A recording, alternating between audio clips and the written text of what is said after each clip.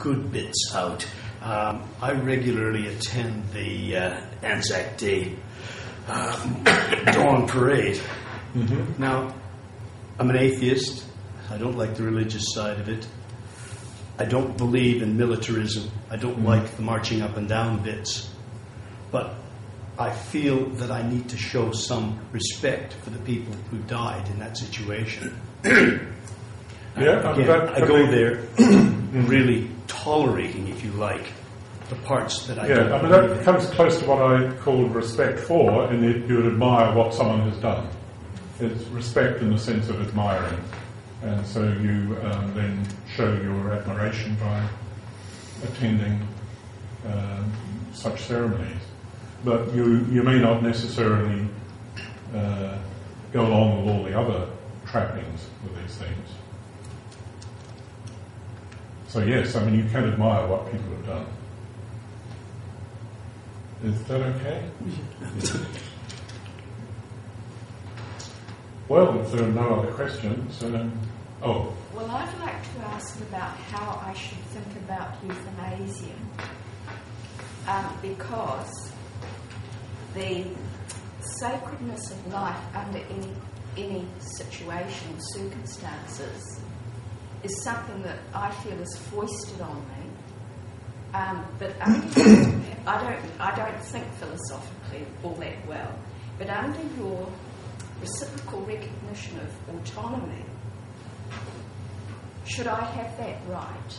And should that right be above what the law says?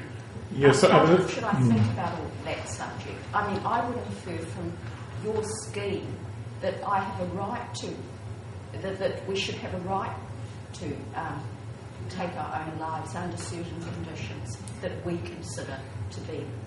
Yes, you on this notion of tolerance, and especially respect too, as I described it, the respect applies to certain rights and liberties.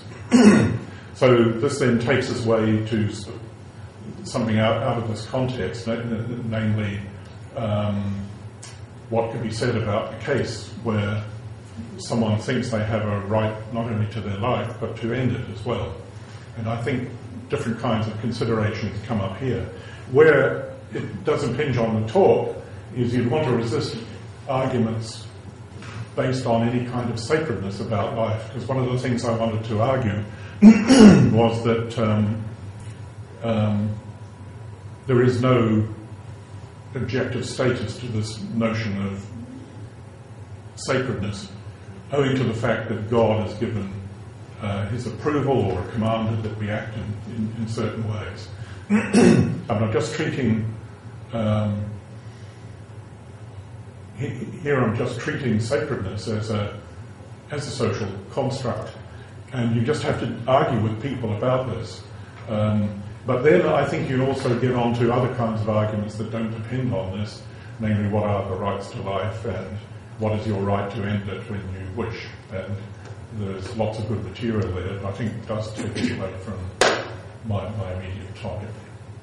Yeah, I mean, I'm interested in those arguments, though, because I do want to look at ways of discussing this that get away from any kind of appeal to sacredness of life.